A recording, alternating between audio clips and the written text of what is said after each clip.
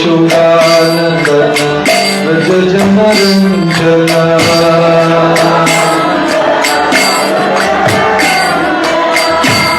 यशोदानन्दन व्रज जनरञ्जन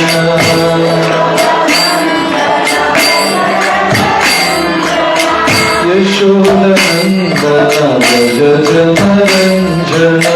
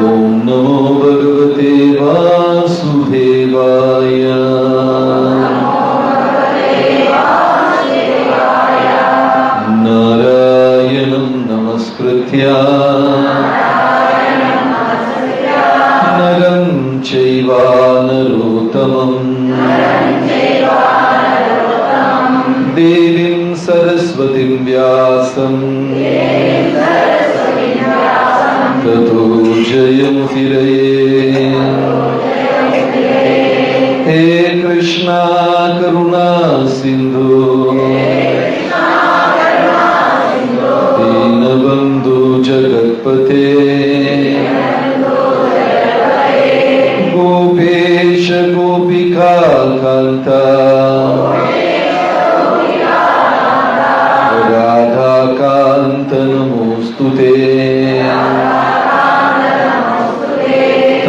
കാഞ്ചന ഗൗരാംഗീ രാധേ വൃന്ദാവനേശ്വരി വൃഷഭാനുസുതേ ദേവി പ്രണമാമി ഹരിപ്രിയേ जय श्री कृष्ण चैतन्य प्रभु नित्यानंद श्री अद्वैत गदाधर श्रीवासदि गौर भक्त वृंद हरे कृष्णा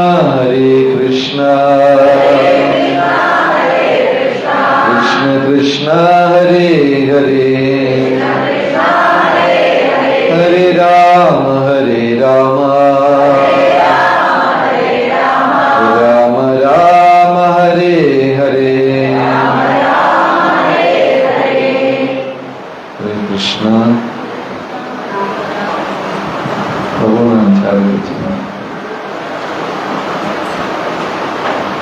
श्रीमद्भागवतम പ്രഥമസ്കന്ധം 2-ാം അധ്യായം 11-ാമത്തെ ശ്ലോകം. ഇത് ഒരു പ്രഭാഷണ പരമ്പരയുടെ തുടർച്ചയാണ്. ശ്രീമദ് ഭാഗവതത്തിന്റെ ഉത്ഭവം നമ്മൾ കഴിഞ്ഞ കുറേ ദിവസങ്ങളായി ഇങ്ങനെ ചർച്ച ചെയ്തു വരുന്നു.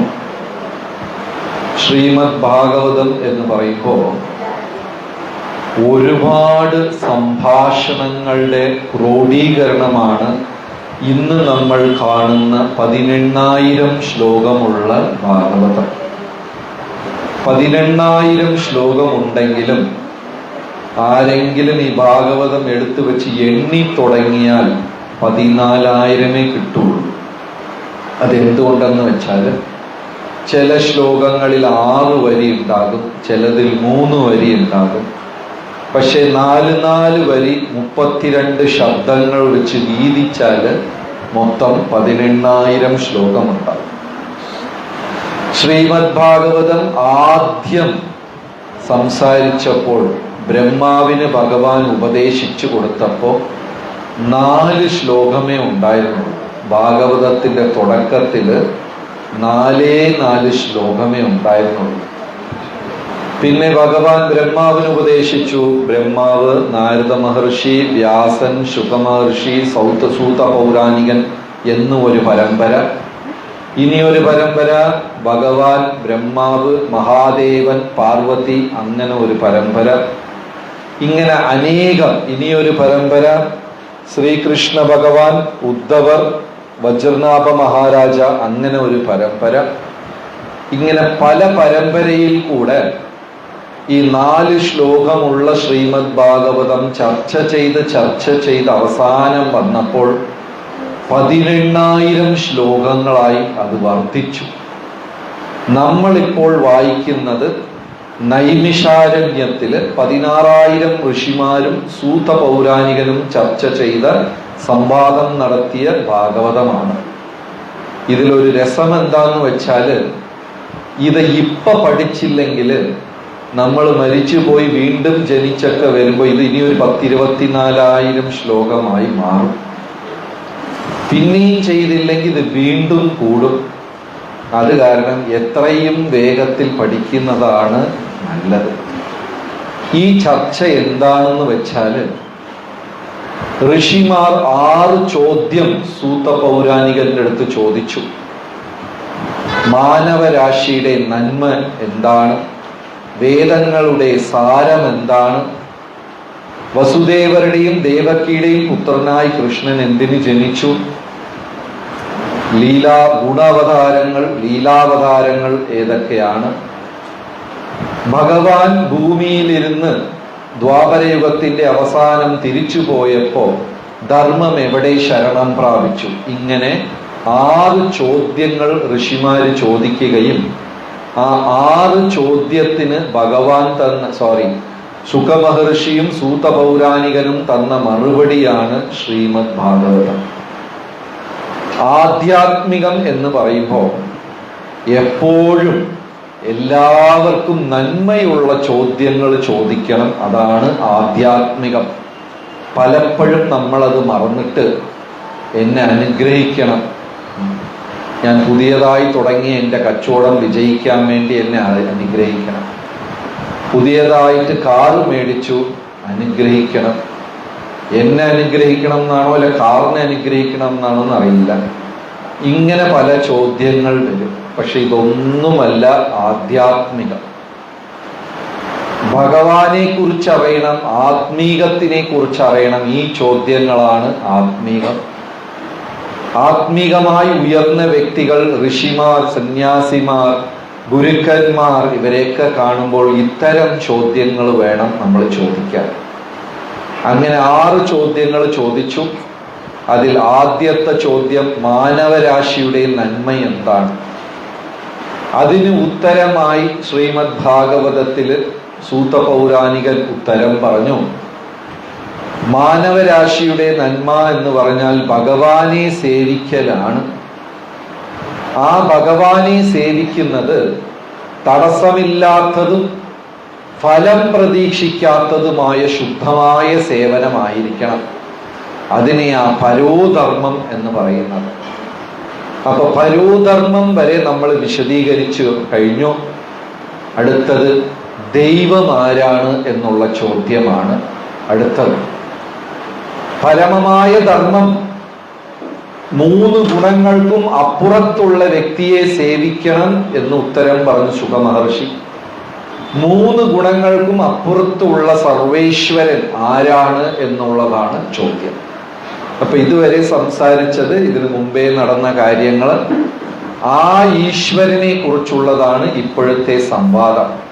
നിങ്ങൾ എല്ലാവരും ഹരേ കൃഷ്ണ പ്രസ്ഥാനത്തിൽ വന്നതും ഇവിടെ നിങ്ങൾ മനസ്സിലാക്കിയതും എല്ലാം മറക്കുക. മറന്നിട്ട് ഹരേ കൃഷ്ണ പ്രസ്ഥാനത്തിലും ഈ ഭഗവത്ഗീത സത്സംഗത്തിലും വരുന്നതിന് മുമ്പേ ഉള്ള നിങ്ങൾ എന്ന് ഓർത്തിട്ട് വേണം ഈ ചോദ്യത്തിന് ഉത്തരം പറയാൻ. ഇപ്പൊ ഇവിടെ വന്നതും ഇവിടെ വന്ന് മനസ്സിലാക്കിയതും എല്ലാം മറക്കുക. ഇവിടെ വരുന്നതിന് മുമ്പേ നമ്മുടെ കാഴ്ചപ്പാട് എന്തായിരുന്നു? അപ്പോൾ നമ്മുടെ ചിന്താഗതി അനുസരിച്ച് ദൈവം ആരാണ്, ദൈവം എന്താണ്, ആർക്കെങ്കിലും മറുപടി പറയാൻ സാധിക്കുമോ? അതാണ് ഇന്നത്തെ ചർച്ചാ വിഷയം. ദൈവം ആരാണ്, ദൈവം എന്താണ്? ഇവിടെ വന്ന് മനസ്സിലാക്കിയതൊക്കെ മാറ്റി വെക്കുക. ഇപ്പൊ ചിലർ ഇവിടെ 1 കൊല്ലകാലമായി വരുന്നു, 2-3 കൊല്ലങ്ങളായി വരുന്നു, ചിലർ 5-10 കൊല്ലമായി വരുന്നു, ചിലർ അതിൽ കൂടുതൽ വരുന്നവരുമുണ്ട്. അതെല്ലാം മാറ്റി വെച്ച് ഇവിടെ വന്ന് മനസ്സിലാക്കിയത് മാറ്റി വെച്ചിട്ട് ഉത്തരം പറയുക. നമ്മുടെ മുമ്പേ ഉള്ള അണ്ടർസ്റ്റാൻഡിങ്, മനസ്സിലാക്കൽ അനുസരിച്ച് ദൈവം ആരാണ്, ദൈവം എന്താണ്? എന്തെങ്കിലും ദൈവത്തിന് ബിസിനസ്, അങ്ങനെയാണ് നമ്മൾ ദൈവത്തിനെ സമീപിച്ചത്. ശരിയാണ്. അങ്ങോട്ട് പ്രാർത്ഥിച്ച് എന്തെങ്കിലും കൊടുത്താൽ എനിക്ക് ഇങ്ങോട്ട് കുറെ ഫലം, കുറെ ഇരട്ടി കിട്ടണം, അങ്ങനെ ഒരു ശക്തി. ശരി. വേറെന്തെങ്കിലും ആൻസർ? എങ്ങനെയൊക്കെയാണ് ദൈവത്തിന് മുമ്പേ കണ്ടത്? സ്നേഹമാണ് ദൈവം. ശരി, വളരെ സന്തോഷം. പിന്നെ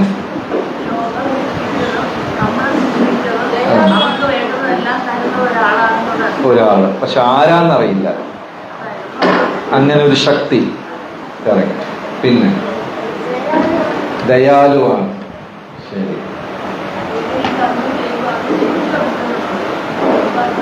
ജഡ്ജ്, നിയമപാലകൻ, ശരി ചെയ്യുന്നവര് തെറ്റ് ചെയ്യുന്നവര് ശിക്ഷിക്കുക, രക്ഷിക്കുക. ഗുഡ്. വേറെന്തെങ്കിലും രീതിയിലുള്ള ചിന്ത? ഓമിലിരുന്നു, ഓംകാരം. ഗുഡ്. പിന്നെ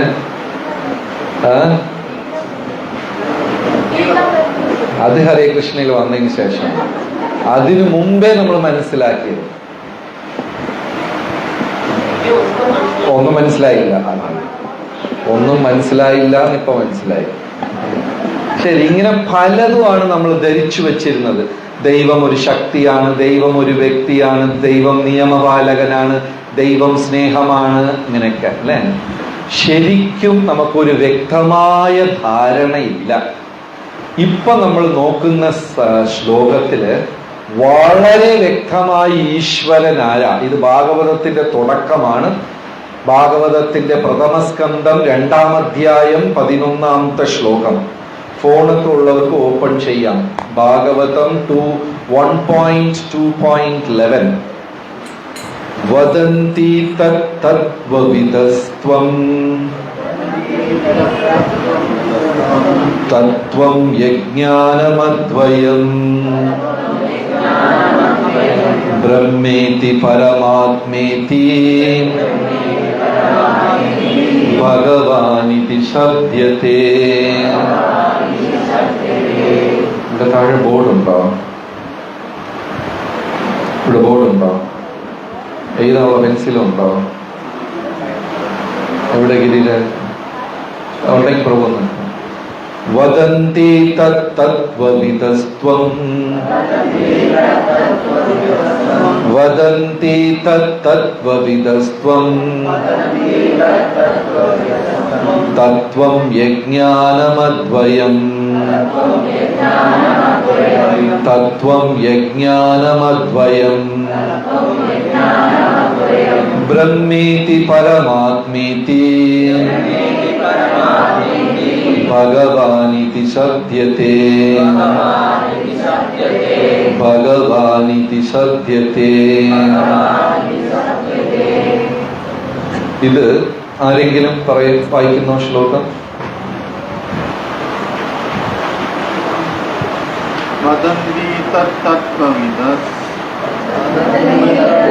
ഒരു വരിയില്ലേ? അത്രയേ ഉള്ളൂ. ഓക്കെ. തത്വം യജ്ഞാനമദ്വയം ബ്രഹ്മേതി പരമാത്മേതി ഭഗവാനിതി ശബ്ദത്തെ. തത്വം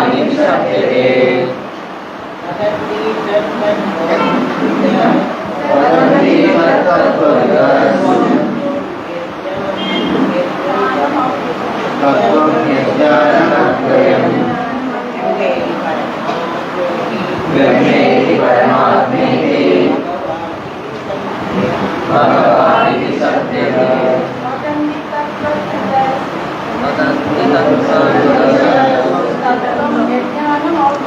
തത്വം യജ്ഞാനമദ്വയം ബ്രഹ്മേതി പരമാത്മേതി ഭഗവാനിതി ശബ്ദത്തെ. വദന്തി ആരാ വായിക്കാൻ?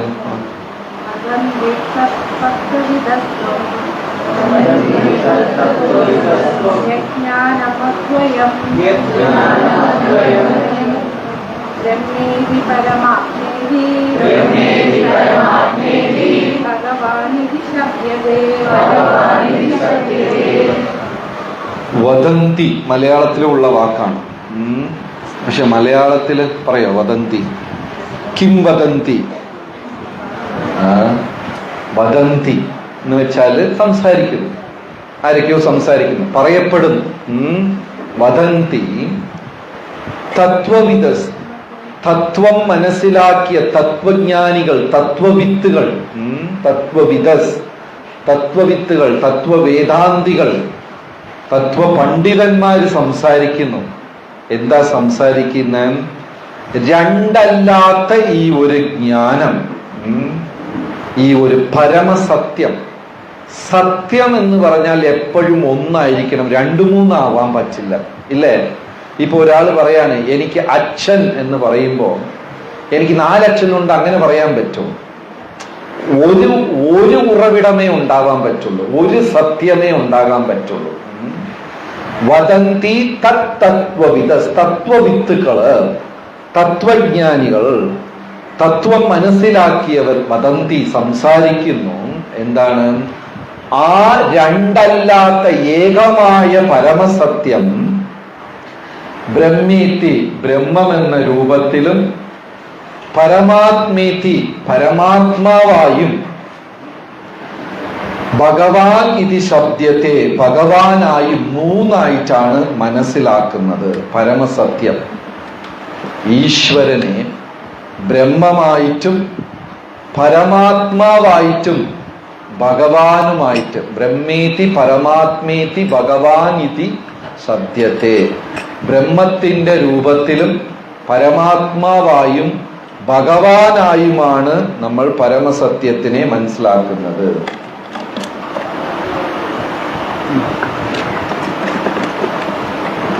ഉള്ള സാധനം തപ്പിയാൽ കിട്ടും, ഇല്ലാത്തത് തപ്പിയാൽ കിട്ടില്ല.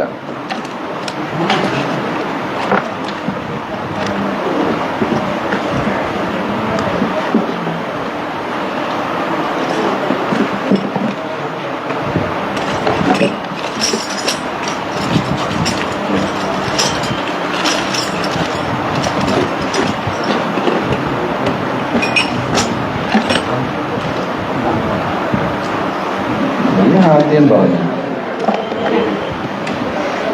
ഓക്കെ. വദന്തി സംസാരിക്കപ്പെടുന്നു. തത്വവിത്തുക്കൾ ശരിക്കും സത്യം മനസ്സിലാക്കിയവർ. അദ്വയം രണ്ടല്ലാത്ത പരമസത്യം. ബ്രഹ്മേതി ബ്രഹ്മമായിട്ടും പരമാത്മേതി പരമാത്മാവായിട്ടും ഭഗവാൻ ഇതി ശബ്ദം ഈശ്വരനുമായിട്ടാണ് പരമസത്യം സംസാരിക്കുന്നത്. വളരെ ക്ലിയർ ആയിട്ട് ഈശ്വരൻ ആര് എന്ന് പറയുന്നു. ഉദാഹരണം, ഒരു സൂര്യനെ എടുത്തോളൂ. സൂര്യനുണ്ട്, സൂര്യന്റെ കിരണങ്ങളുണ്ട്, സൂര്യപ്രകാശമുണ്ട്. മൂന്ന് സാധനമുണ്ടോ? സൂര്യനുണ്ട്, പിന്നെ സൂര്യന്റെ കിരണം ഉണ്ട്, പിന്നെ സൂര്യപ്രകാശമുണ്ട്. ഈ മൂന്നിലും വെച്ച് ഉറവിടം ഏതാണ്? സൂര്യൻ, സൂര്യകിരണം, സൂര്യപ്രകാശം. ഇത് മൂന്നിലും ഉറവിടം ഏതാണ്? സൂര്യനാണ്. റൈറ്റ്. ഭഗവാന്റെ കൊച്ചു അംശമായ പരമാത്മ, അതിലിരുന്ന് ഉണ്ടാകുന്ന പ്രകാശം ബ്രഹ്മം. മൂന്നെണ്ണായേ. പ്രകാശം ബ്രഹ്മം, ഭഗവാന്റെ കുട്ടി അംശം പരമാത്മ, പിന്നെ സച്ചിദാനന്ദ സ്വരൂപനായ ഭഗവാൻ. ബ്രഹ്മേതി പരമാത്മേതി ഭഗവാൻ ഇതി ശബ്ദത്തെ. ഇപ്പൊ ഈ മൂന്ന് മനസ്സിലാക്കലാണ് ഈ പ്രപഞ്ചം മുഴുവനും വ്യാപിച്ചിരിക്കുന്നത്. ബ്രഹ്മത്തിനെ മനസ്സിലാക്കിയവരെ ജ്ഞാനി എന്നും അവർ അവ്യക്തമായ ഒരു രൂപത്തിനെ ധ്യാനിക്കുന്നു. പരമാത്മാവിനെ മനസ്സിലാക്കിയവർ യോഗി എന്നും അവർ ഭഗവാന്റെ അംശങ്ങളെ സാക്ഷാത്കരിക്കുന്നു. സച്ചിദാനന്ദ സ്വരൂപനായ പൂർണ്ണമായ ഭഗവാനെ മനസ്സിലാക്കിയവരെ ഭക്തരെന്നും പറയുന്നു. ഇത് മൂന്ന് മനസ്സിലായോ? എന്ത് മനസ്സിലായി? ആദ്യം തൊട്ട് സൂര്യൻ, പിന്നെ സൂര്യന്റെ കിരണം, പിന്നെ പ്രകാശം. ഓക്കെ. ഇതിലും സോഴ്സ് ഏതാണ്? സെക്കൻഡറി, പിന്നെ ഫൈനൽ. റൈറ്റ്. അതേപോലെ ഭഗവാന്റെ കുട്ടി അംശമായ പരമാത്മ, അതിലിരുന്ന് ഉണ്ടാകുന്ന പ്രകാശം ബ്രഹ്മം. അപ്പൊ ഈ മൂന്നിലും സോഴ്സ് ആരാണ്? ഭഗവാന്റെ സെക്കൻഡറി പരമാത്മ, പ്രകാശം ബ്രഹ്മം. അപ്പൊ ഈ മൂന്നിലും വെച്ച് പൂർണ്ണമായ മനസ്സിലാക്കൽ ഏതാണ്? ബ്രഹ്മമാണോ പരമാത്മാവാണോ ഭഗവാനാണോ? ഭഗവാനെ മനസ്സിലാക്കുന്നതാണ് പൂർണ്ണം. പരമാത്മാവിനെ മനസ്സിലാക്കുന്നത് പാർഷ്യൽ. പാർഷ്യൽ എന്ന് വെച്ചാൽ മലയാളത്തിൽ എന്ത് പറയും? അത് എക്സ്റ്റേണൽ. ഭാഗ്യം. ഓക്കെ, ഞാനാണ് തെറ്റ് പറഞ്ഞത്. Okay, right. പാർഷ്യൽ. ആ ബ്രഹ്മത്തിന് ഗുണമില്ലാതെ നിരാകാരം, നിരൂപം, അങ്ങനെ പ്രകാശം എന്ന് മാത്രം മനസ്സിലാക്കുന്നത് മൂന്നാമത്തത് ബ്രഹ്മൻ സാക്ഷാത്കാരം. അതാരാ ചെയ്യുന്നത്? ജ്ഞാനികൾ. പരമാത്മാവിനെ സാക്ഷാത്കരിക്കുന്നവരാരാ? യോഗികൾ. ഭഗവാനെ സാക്ഷാത്കരിക്കുന്നത് ഭക്തന്മാർ. സോ കംപ്ലീറ്റ് ടോപ്പ് മോസ്റ്റ് മനസ്സിലാക്കൽ ഏതാണ്? ഭക്തൻ. സെക്കൻഡറി യോഗി. മൂന്നാമത്തത് എല്ലാവർക്കും മനസ്സിലായോ? ഇല്ല, തലയ്ക്ക് മേലെ ഇറങ്ങി പോയാ കേട്ടിട്ട് എന്തോ മനസ്സിലായ പോലെ ഉണ്ട്. ഇതാണ് ഈ ശ്ലോകത്തിൽ പറയുന്നത്. വദന്തി തത് തത്വവിദസ് തത്വം യജ്ഞാനം ദ്വയം ബ്രഹ്മേതി പരമാത്മേതി ഭഗവാൻ ഇതി ശബ്ദത്തെ. ഇത് മൂന്നും മനസ്സിലാക്കി കഴിഞ്ഞാൽ മായയെ ജയിക്കാം. ഓക്കെ, ഏതൊക്കെ മൂന്ന്? ശുഭമാതാജി, ഏതൊക്കെ മൂന്ന്? ഇപ്പൊ മൂന്നെണ്ണം പറഞ്ഞല്ലോ. പറയൂ, തെറ്റായ കുഴപ്പമില്ല. ഭഗവാൻ, ബ്രഹ്മം, പരമാത്മ. ഓക്കെ, മൂന്നെണ്ണായി. റൈറ്റ്. ഇത് മൂന്നും മനസ്സിലാക്കിയാൽ മായയെ ജയിക്കാം. ഇപ്പോ മായയെ ജയിക്കുന്ന നമ്മൾ 3 പേരെ കുറിച്ച് നോക്കാം. 3 പേര് മായയെ ജയിക്കാൻ ശ്രമിച്ചു. ഒന്ന് വിശ്വാമിത്ര മഹർഷി, രണ്ടാമത്തത് നരനാരായണൻ, മൂന്നാമത്തത് ഹരിദാസ് ഠാക്കൂർ. ഇവർ 3 പേരും ശക്തമായി മായയെ ജയിക്കാൻ ശ്രമിച്ചു. മായ ഈ ഭൂമിയിലുള്ള ജനങ്ങളെല്ലാം പല ത്രിഗുണങ്ങൾ, പല കാര്യങ്ങൾ കൊണ്ട് കെട്ടിവെച്ചിരിക്കുകയാണ്. നമ്മളെ എല്ലാവരെയും ഈ പല കാര്യങ്ങൾ കൊണ്ട് കെട്ടിവെച്ചിരുന്നാലും മായ 2 കയറാണ് പ്രധാനമായി ഉപയോഗിച്ചിരിക്കുന്നത്. നമ്മളെ എല്ലാവരെയും ആ 2 പ്രധാനപ്പെട്ട കയർ കൊണ്ടാണ്. എത്ര പേരെ മായ കെട്ടിവെച്ചിരിക്കുന്നു? ഉറപ്പാണ്? ചിലരെ മായ കെട്ടിവെച്ചിരിക്കുന്നു, ചിലര് മായ അഴിച്ചുവിടാലും വിടണ്ടാന്ന് കയർ പിടിച്ചു വെച്ചിരിക്കുകയാണ്. നീ അഴിച്ചാലും വേണ്ട, ഞാൻ അങ്ങോട്ട് പിടിച്ചു വെച്ചിരിക്കുക. 2 കയറാണ് പ്രധാനമായി മായ ഉപയോഗിച്ച് നമ്മളെ എല്ലാരെയും കെട്ടിവെച്ചിരിക്കുന്നത്. എന്താണ് ആ 2 കയർ?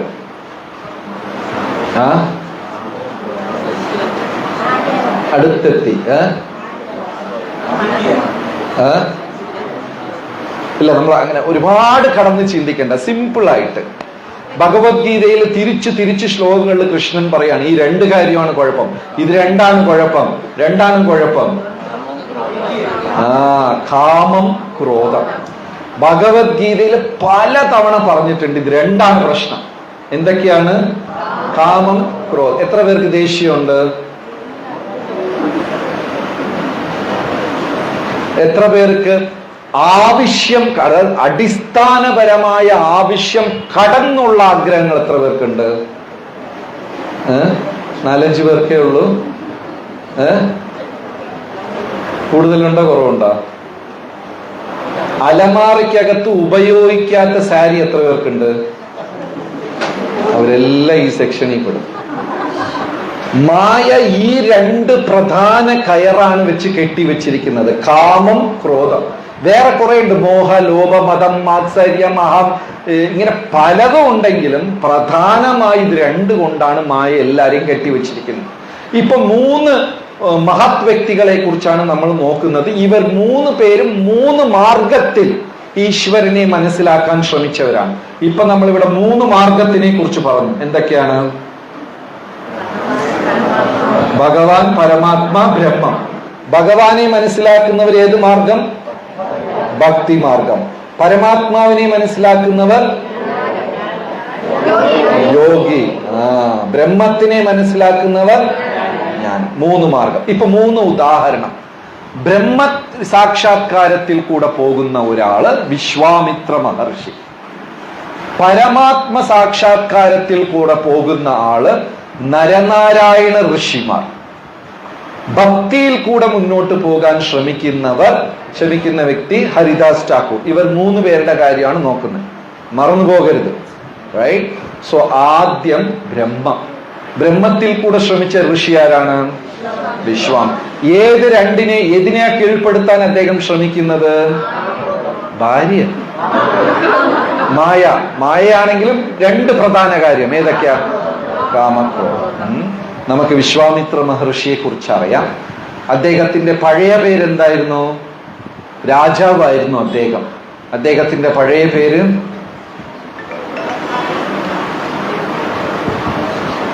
രാജാവായിരുന്നപ്പോ പേര് കറക്റ്റ് കൗശിക.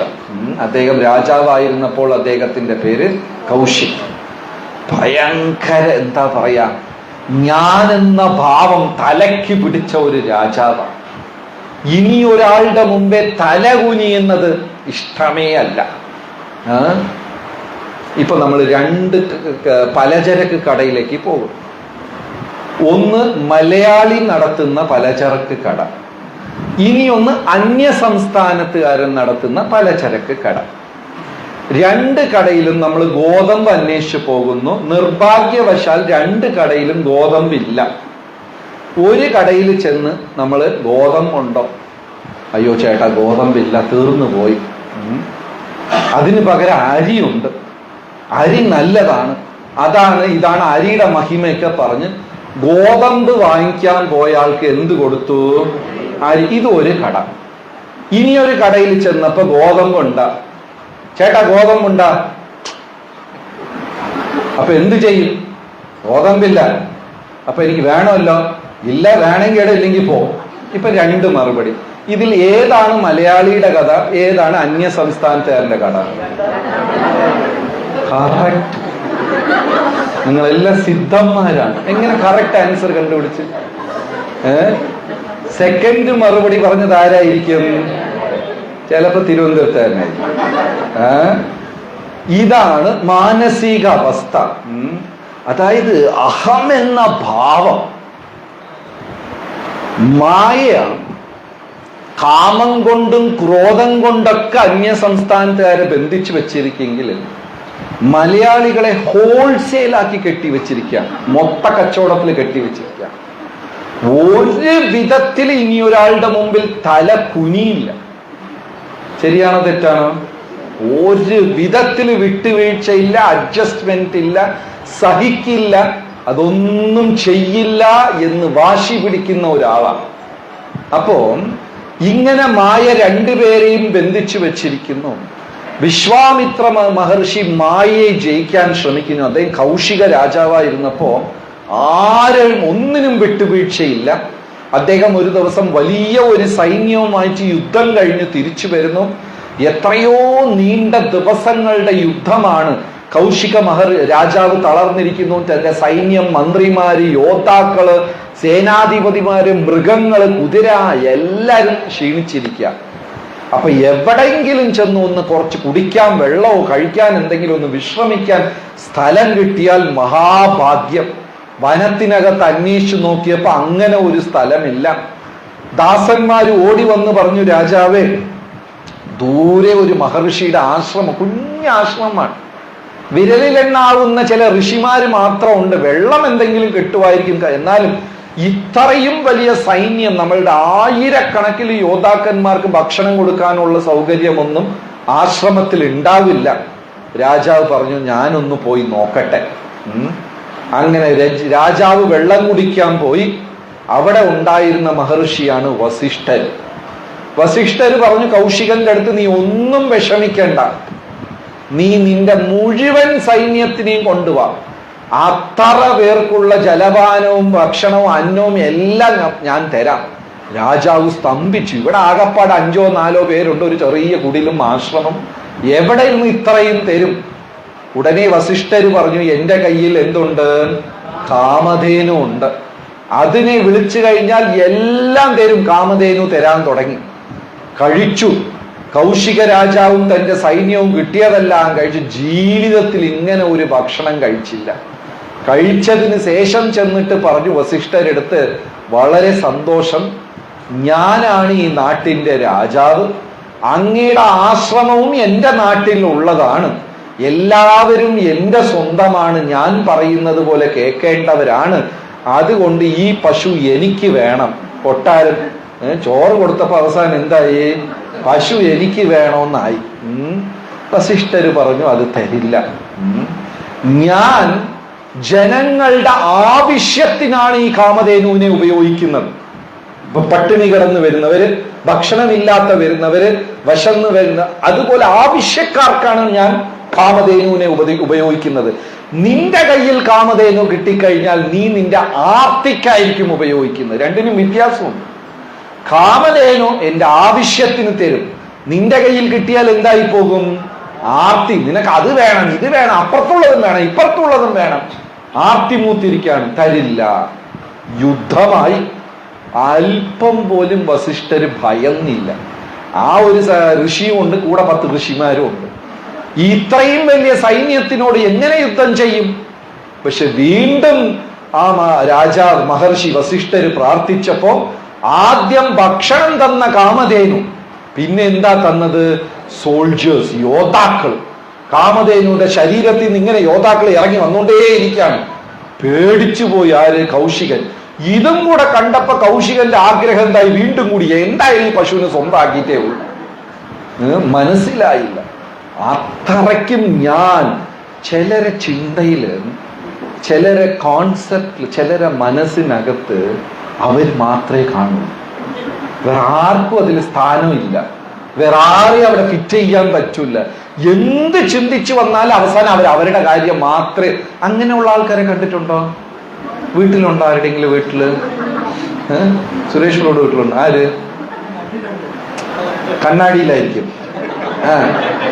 വേറെ കണ്ടിട്ടുണ്ടാ? ചിലരെ മനസ്സിലും ചിലരെ ചിന്തയിലും അവർ മാത്രമേ കാണുള്ളൂ. അങ്ങനത്തെ ഒരു വ്യക്തിയാണ് ആര്? കൗശികൻ.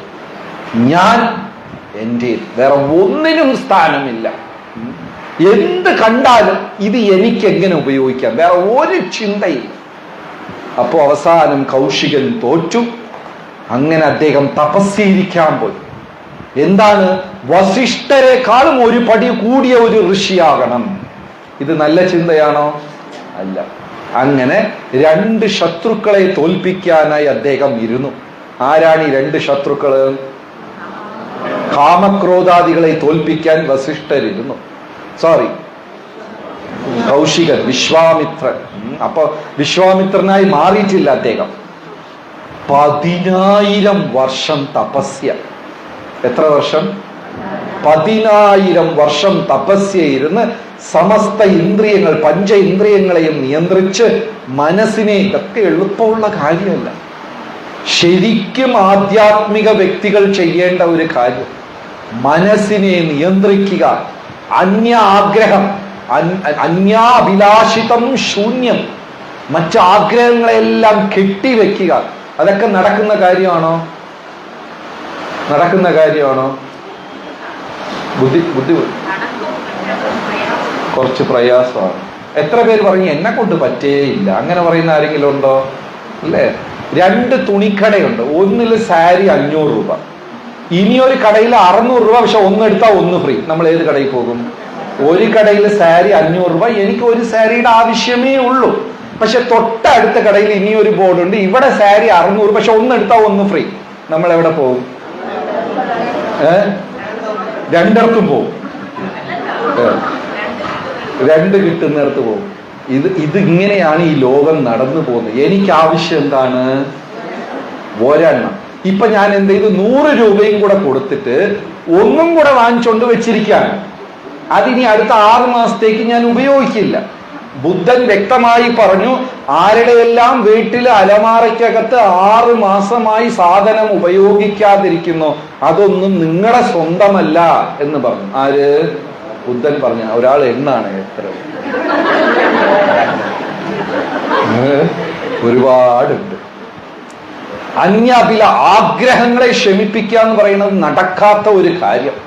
അപ്പൊ വിശ്വാമിത്രൻ 10,000 വർഷം തപസ്യയിരിക്കുന്നു.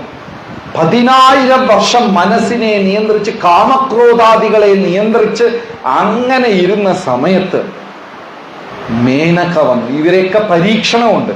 നമ്മൾ ആധ്യാത്മികമായി ഉയരുമ്പോൾ നമ്മളുടെ എല്ലാവരുടെ ലൈഫിലും ടെസ്റ്റ്, പരീക്ഷണം ഉണ്ടാകും.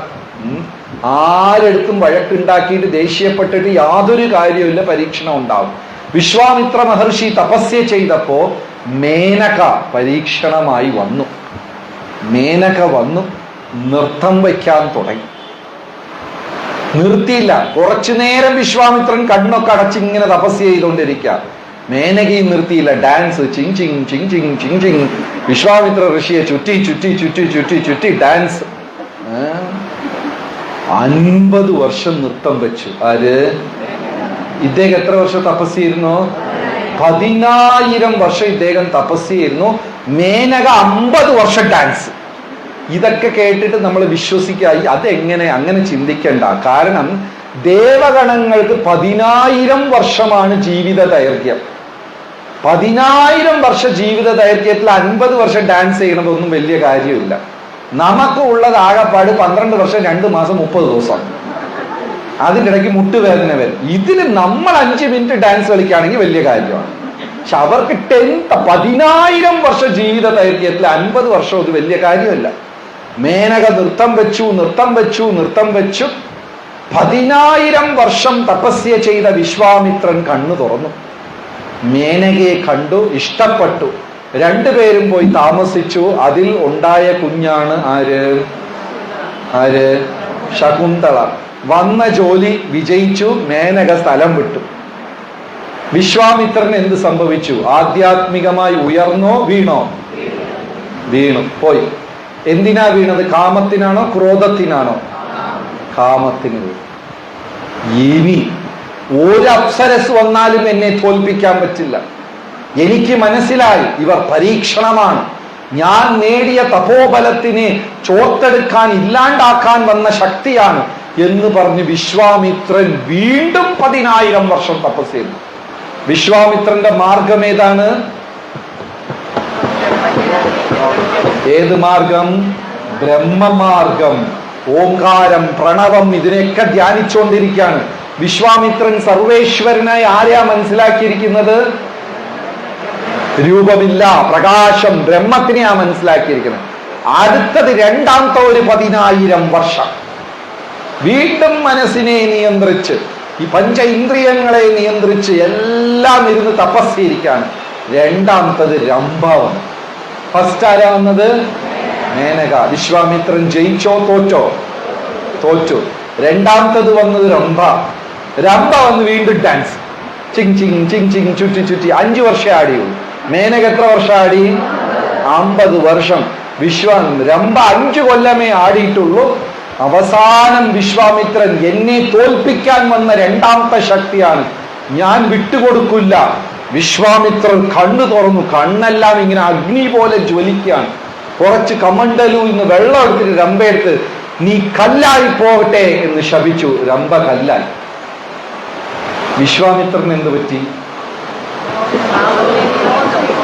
ജയിച്ചാ തോറ്റാ? തോറ്റു. മേനക 50 വർഷത്തിൽ കീഴ്പ്പെടുത്തി. രംഭ 5 കൊല്ലത്തിൽ കീഴ്പ്പെടുത്തി.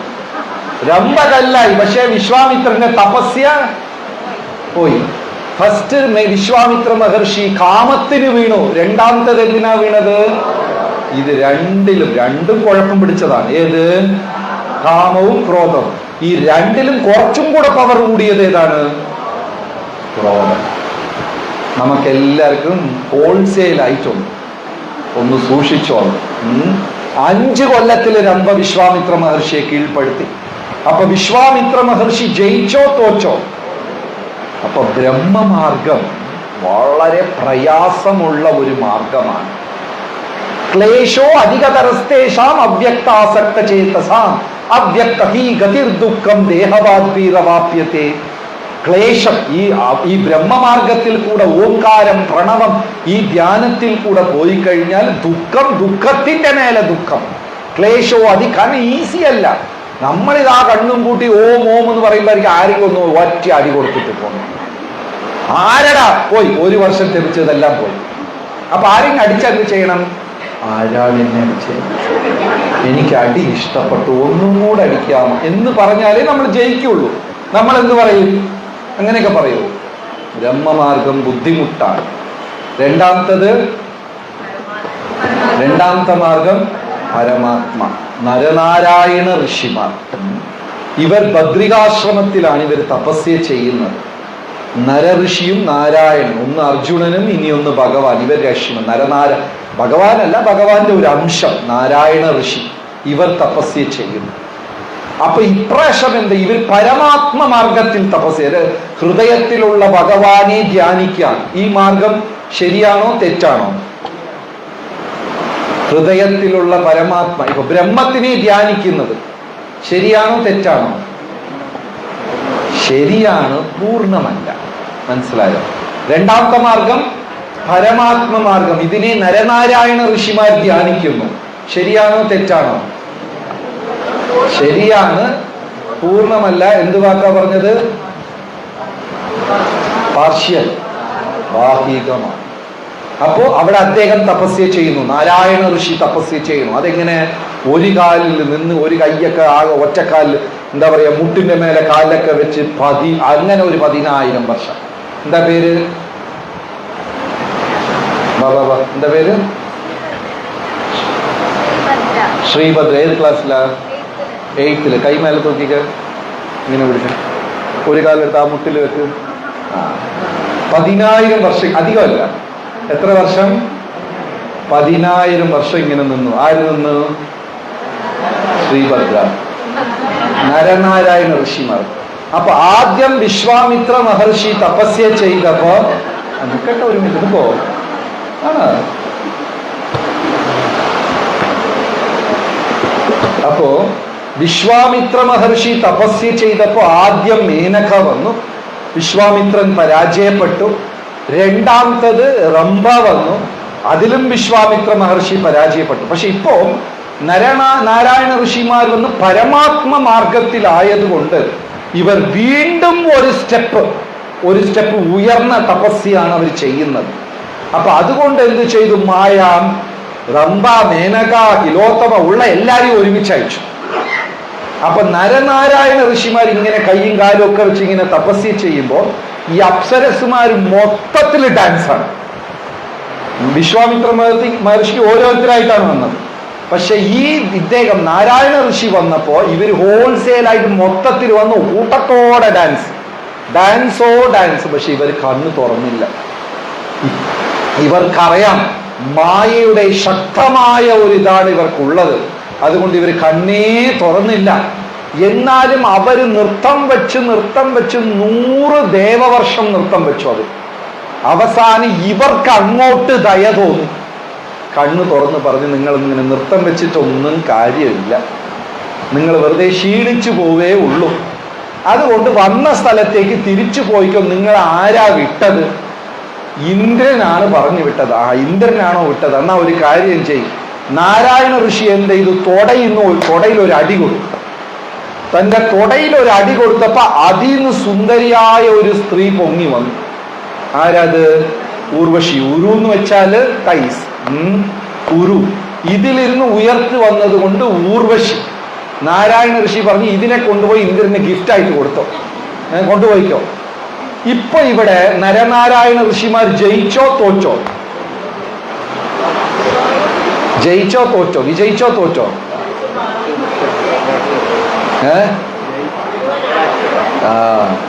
ജയിച്ചു. കുറച്ചൊരു ഡിസ്ട്രാക്ഷൻ വന്നു. വാശി, നീ 4 തരുമോ, എന്നാ ഞാൻ ഒന്നും തരാം എന്ന് പറഞ്ഞ ഒരു ഊർഷ്യൊക്കെ. പക്ഷെ കുഴപ്പമില്ല. എന്നാലും വിശ്വാമിത്രനെ കമ്പയർ ചെയ്യുമ്പോൾ ഇവര് വളരെ, പക്ഷെ ചെറിയൊരു ഡിസ്ട്രാക്ഷൻ. മൂന്നാമത്തത് ആരാണ്? ഉദാഹരണം ഹരിദാസ് ഠാക്കൂർ. ഏത് മാർഗമാണ്? ഭക്തി മാർഗം. ദിവസവും അദ്ദേഹം 3 ലക്ഷം നാമം ജപിക്കും. ഏകദേശം 20-21 മണിക്കൂർ 3 ലക്ഷം നാമം അദ്ദേഹം ജപിക്കും. അദ്ദേഹം ഇരുന്ന് ജപിച്ചുകൊണ്ടിരുന്നു. മായ തന്നെ സ്വയം, ഇതിൽ വ്യത്യാസമുണ്ട്.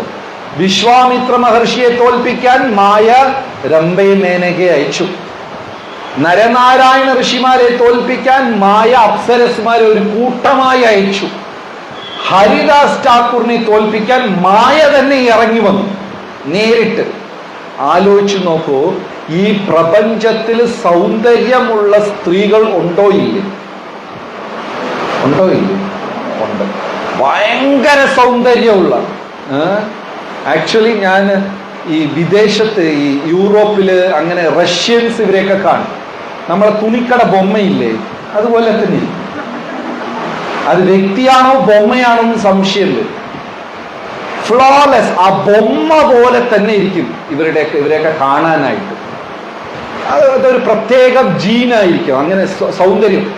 ഇപ്പൊ ഭൗതിക ലോകത്തിൽ ഇത്രയും സുന്ദരിമാരുണ്ടെങ്കിൽ ഈ സുന്ദരിമാരെല്ലാം സൃഷ്ടിച്ച മായയ്ക്ക് എത്ര സൗന്ദര്യം ഉണ്ടാവും? ആ മായ സ്വയം വന്നു ആരെ തോൽപ്പിക്കാൻ? ഹരിദാസ് ഠാക്കൂർ. ഹരിദാസ് ഠാക്കൂർ 3 ലക്ഷം നാമം ജപിക്കും. അപ്പൊ ഹരിദാസ് ഠാക്കൂർ പറഞ്ഞു, ഇന്ന് ഞാൻ എന്റെ വ്രതം പൂർത്തീകരിച്ചില്ല, നീ ഒന്ന് കാത്തിരിക്കുമെന്ന് പറഞ്ഞു. അപ്പൊ മായ കുറച്ചു നേരം ഇരുന്നു, നിന്നു, കിടന്നു. അന്നത്തെ ദിവസം ഉറങ്ങിപ്പോയി പാവം. അടുത്ത ദിവസം ഉറങ്ങിപ്പോയി. അടുത്ത ദിവസം ചോദിച്ചപ്പോൾ പറഞ്ഞു, ക്ഷമിക്കണം, ഇന്നത്തെ ഞാൻ എൻ്റെ വ്രതം തുടങ്ങി. എൻ്റെ വ്രതം എന്താണ്? 3 ലക്ഷം നാമജപം. തീരട്ടെ, ഞാൻ നിന്നെ തൃപ്തിപ്പെടുത്താം. സെക്കൻഡ് ഡേ മായ കാത്തിരുന്ന് ഉറങ്ങിപ്പോയി. കാരണം 20 മണിക്കൂർ ജപിച്ച ഒരു മനുഷ്യൻ എത്ര നേരം കാത്തിരിക്കും? 3 ദിവസം കഴിഞ്ഞപ്പോ ആ മായ ഹരേ കൃഷ്ണൻ ജപിക്കാൻ തുടങ്ങി. ഹരിദാസ് ഠാക്കൂർ വിജയിച്ചത് മാത്രമല്ല, ഇവിടെ എന്താ സംഭവിച്ചത്? മായയും ആധ്യാത്മികമായി കൊണ്ടുവന്നു. അപ്പൊ 3 മാർഗത്തിൽ ടോപ്പ് മോസ്റ്റ് ഏതാണ്? ഭക്തി. അത് പൂർണ്ണമായ മാർഗം. കാരണം അത് എളുപ്പവുമാണ്. 10,000 വർഷം കയ്യും കാലും തൂക്കി നിൽക്കണ്ട, ഇതൊന്നും ചെയ്യണ്ട, എളുപ്പവുമാണ്. എന്നാൽ പരമസത്യത്തിനെ നമ്മൾ സാക്ഷാത്കരിക്കുകയും ചെയ്യും. അതുകൊണ്ട് വദന്തി തത്വവിദസ്, തത്വവിത്തുകൾ, തത്വപണ്ഡിതന്മാർ, തത്വം മനസ്സിലാക്കിയവർ പറയുന്നു, ആ അദ്വയമായ പരമസത്യം, രണ്ടല്ലാത്ത ഏകമായ പരമസത്യത്തിനെ ബ്രഹ്മമായും പരമാത്മാവായും ഭഗവാനായിട്ടും നമുക്ക് കാണാൻ സാധിക്കും. ഒരിക്കൽ കൂടെ ശ്ലോകം. വദന്തി തത്വവിദസ്തത്, വദന്തി തത്വവിദസ്തത്, ത്വം യജ്ഞാനമദ്വയം, ത്വം യജ്ഞാനമദ്വയം, ബ്രഹ്മേതി പരമാത്മേതി ഭഗവാനിതി ശബ്ദത്തെ. ഇപ്പൊ ഈ ചർച്ച ചെയ്ത ശ്ലോകത്തിനെ സ്വന്തം വാക്കുകളിൽ ഇതിന്റെ അർത്ഥം 1 വരിയിലോ 2 വരിയിലോ ആരെങ്കിലും പറയാം. എന്താണ് ഈ ശ്ലോകത്തിന്റെ അർത്ഥം? മനസ്സിലാക്കിയവർ ആരെങ്കിലും? നമ്മളിപ്പോൾ അരമണിക്കൂർ ഈ ശ്ലോകത്തിനെ ചർച്ച ചെയ്യും. ഈ ശ്ലോകത്തിന്റെ അർത്ഥം എന്താണ്? സ്വന്തം വാക്കുകളിൽ പറയുക.